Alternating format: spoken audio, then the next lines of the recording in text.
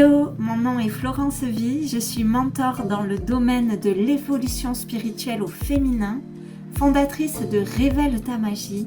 J'accompagne les femmes connectées, intuitives et engagées à vivre une vie guidée chaque jour par l'âme et le cœur. Ce qui m'anime, c'est un monde où les femmes se révèlent et rayonnent la lumière de leur âme. Si tu souhaites incarner tes plus belles fréquences au quotidien et recherches des partages, des astuces, des conseils, une vision, alors tu es à l'endroit parfait. Bienvenue dans mon univers et dans le podcast Les Magiciennes. Hello les belles magiciennes, je suis vraiment heureuse de vous retrouver aujourd'hui pour le podcast du jour. Aujourd'hui, pour cet épisode de podcast, je vais répondre à la question que m'a posée Justine. Alors, c'est une grande question, donc ouvrez bien vos oreilles, je vous partage la question complète. Justine, elle demande, qu'est-ce qui explique que je sors de stage, j'ai compris plein de choses et peu à peu, dans ma vie, je n'arrive plus à appliquer toutes ces choses que j'ai comprises. Donc vraiment, Justine, je te remercie pour ta question parce que c'est une question qui est importante. Et c'est vrai que c'est très fréquent qu'on aille faire des ateliers, que l'on aille faire des stages et que ça change, on apprend quelque chose, on ressent quelque chose durant une méditation, durant une activation et ça change notre vision. Et on a vraiment l'impression que cette fois-là, ça y est, ce truc-là, il est compris, tout va changer. Et effectivement, on rentre chez nous et ça change. Puis petit à petit, le quotidien reprend son cours, les aléas du quotidien, les enfants, le couple, la famille, les parents, le boulot. Toutes ces choses font que petit à petit, c'est comme si on n'a plus accès à cette sagesse. C'est-à-dire qu'à des moments, on va carrément aller dans cet état où on s'était dit bon sang. Ce que j'ai compris, ça va me permettre de plus jamais être dans cet état-là. Puis on va se retrouver dans cet état et à ce moment-là, on va plus avoir accès à l'information. Tu connais ces moments?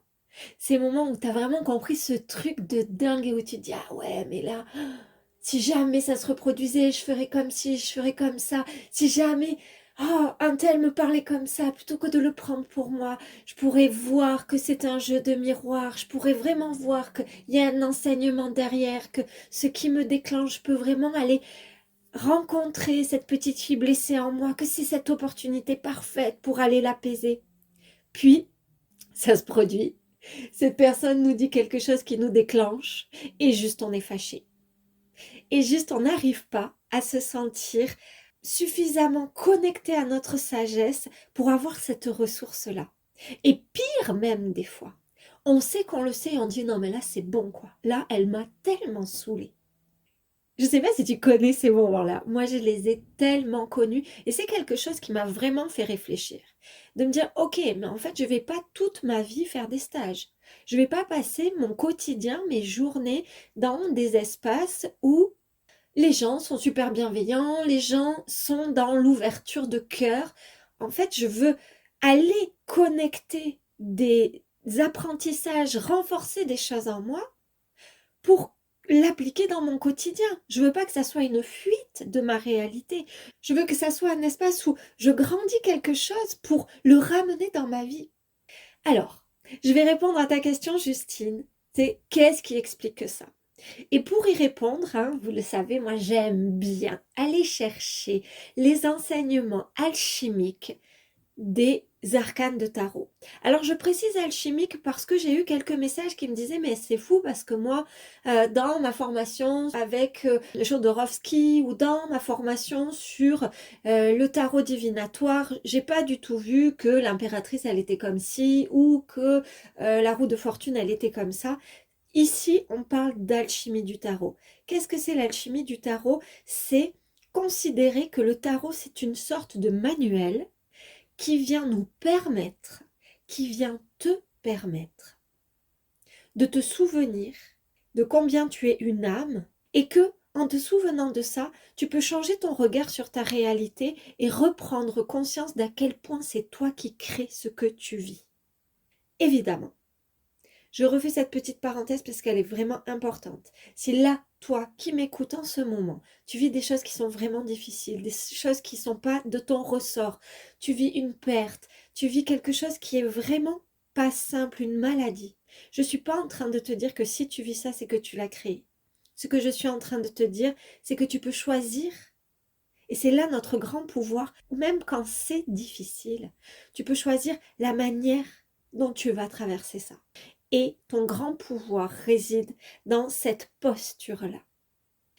Ok, maintenant que je referme cette parenthèse, Justine, et vous toutes qui m'écoutez, ou peut-être tous, parce que je sais qu'il y a un ou deux hommes, j'ai reçu des messages d'un ou deux hommes, donc merci d'être là et d'écouter.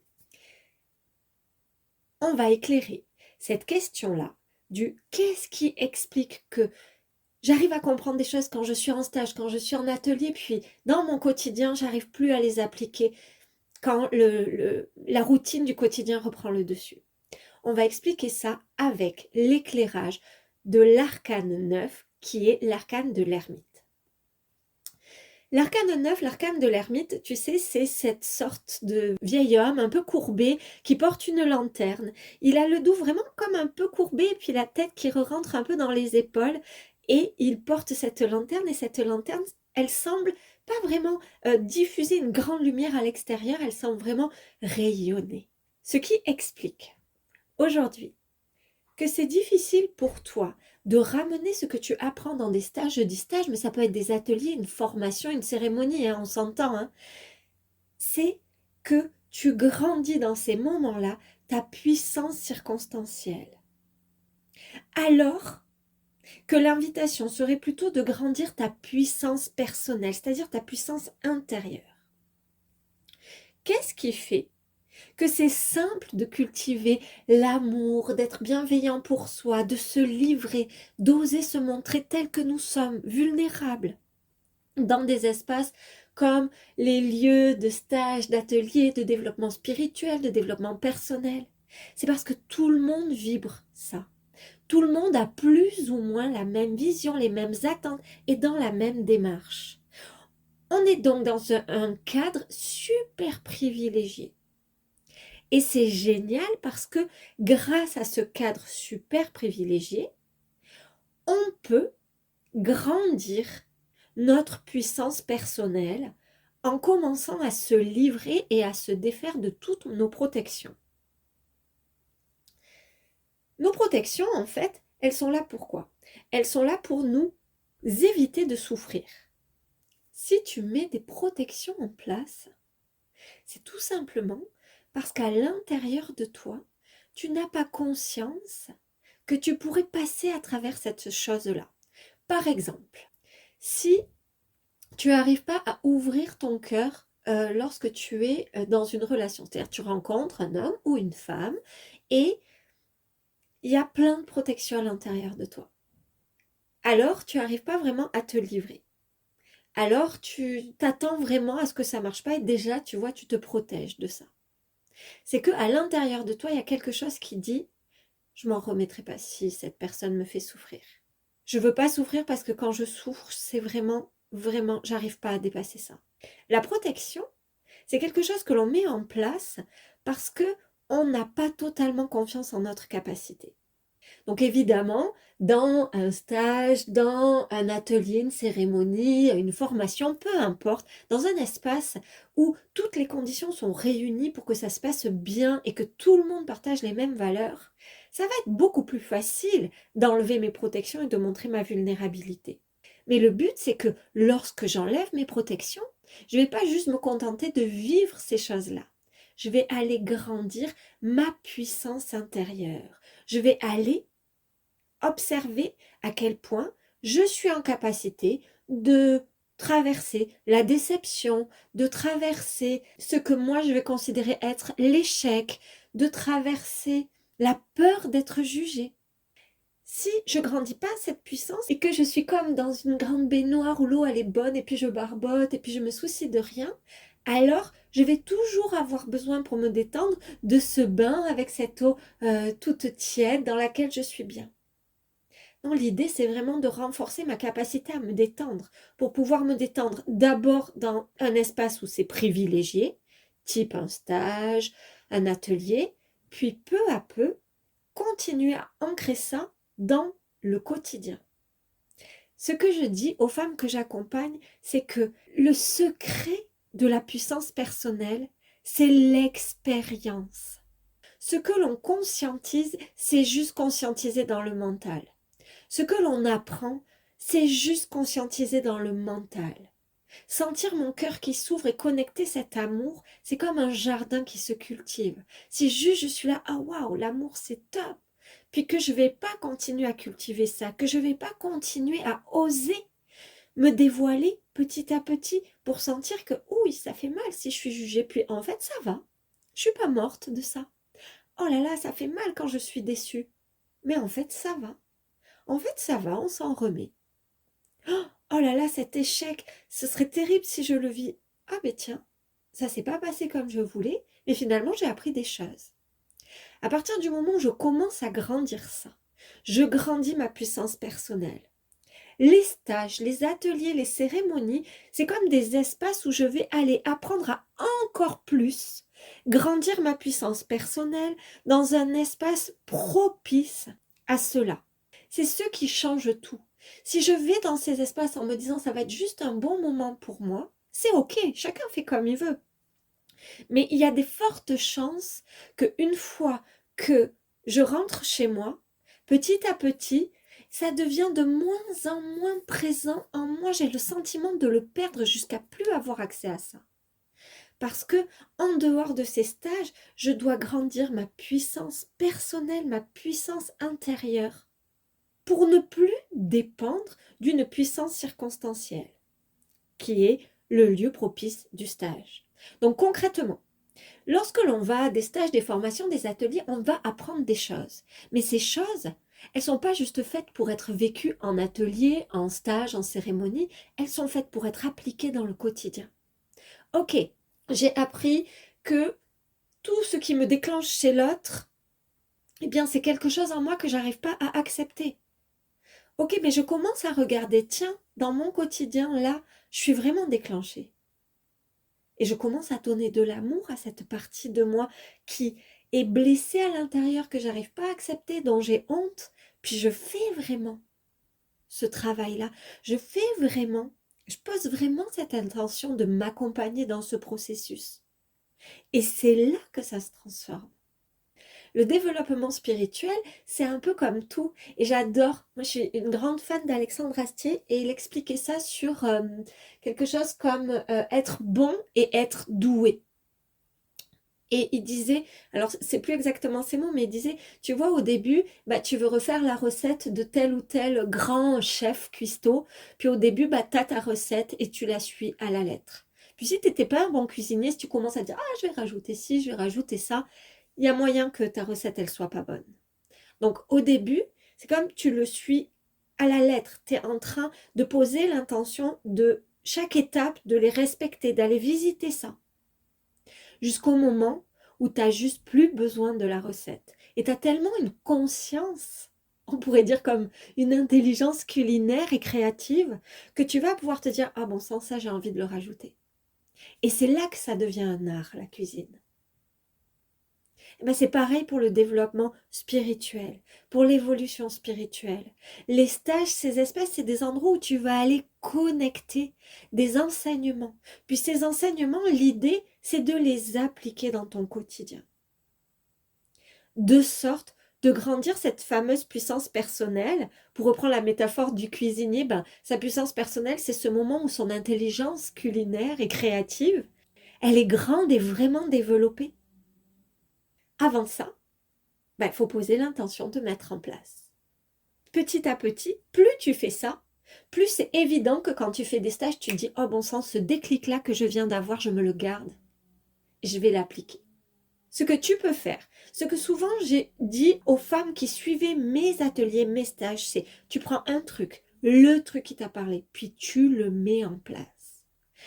C'est pas obligé de tout prendre parce qu'il y a un moment où on se perd dans tout ça. Il faut prendre celui qui entre en résonance avec nous. Se dire, bon sang, cette chose-là, vraiment, elle va me permettre de changer ma vie. Et tu le mets en place. Tu vois, l'ermite, il est représenté par un vieil homme parce que c'est la sagesse de l'ego. C'est cet ego qui est en capacité de se dire je suis le soutien du rayonnement. Je suis le porteur de lumière. C'est juste accepter que c'est pas parce que quelque chose est conscientisé du point de vue mental que c'est incarné, ancré en soi. Et pour connecter cette sagesse, pour que l'ego devienne le soutien du rayonnement, il faut qu'il y ait de la maturité. Et cette maturité, elle se fait dans le processus. J'ai compris cette chose-là. Ok. Chaque jour dans ma vie, je pose l'intention de le grandir pour moi.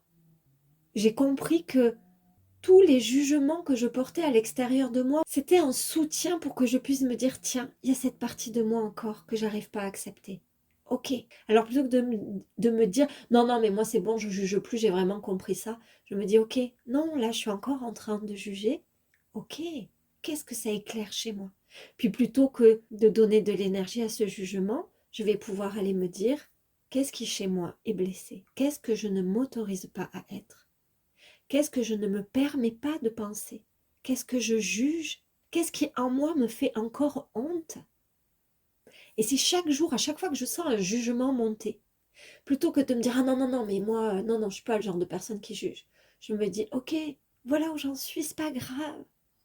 Par contre, c'est génial parce que ça me donne l'information que je peux encore aller diffuser encore plus d'amour à l'intérieur de moi. Alors, il y a un moment donné où j'aurais beau être épuisée, j'aurais beau avoir vécu le pire des coups durs, j'aurais pas besoin de juger parce que j'aurais grandi cette puissance personnelle. Je parle du jugement, mais ça pourrait être toute autre chose. Voilà pour cet épisode de podcast. J'espère qu'il vous a parlé. Vraiment, merci Justine pour ta question. C'est quelque chose qui est tellement fréquent. Puis dites-moi en commentaire, tiens, si vous avez déjà vécu ça et si là, à l'écoute de ce podcast, vous vous dites, mais bien sûr, ok, je vais faire comme ça. Dites-moi ce que ça vous inspire et si vous avez des questions, vous pouvez me les envoyer par mail à l'adresse qui est dans le descriptif de cet épisode ou les mettre en commentaire. Je vous embrasse très très fort. Je vous souhaite une merveilleuse semaine dans cette énergie d'automne. Pour celles qui souhaitent, les portes de l'immersion tarot ouvrent et je peux vous assurer que ce genre de questionnement-là, de pourquoi est-ce que j'arrive plus à appliquer ça alors que je l'ai compris, ça va être pour vous du passé. Je vous embrasse et je vous donne rendez-vous mercredi prochain, même heure, pour un nouvel épisode du podcast des magiciennes.